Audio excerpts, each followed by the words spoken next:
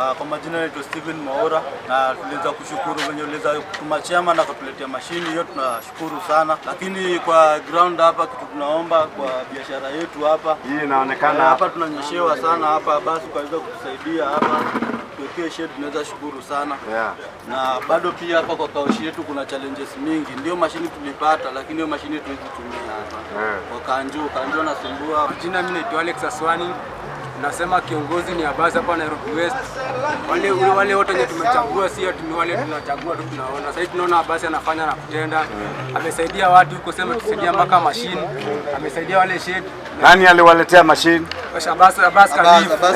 Bado sisi tuna group yetu hapa bana, kuna CPO yetu hapa Mwezi hadi kuhakikisha. Tumejipanga yani. Mmejipanga? Tumejipanga vizuri. Hii ni certificate ambayo mko nayo ya kikundi. Yetu ni si ya kuforge, ni original. You are registered.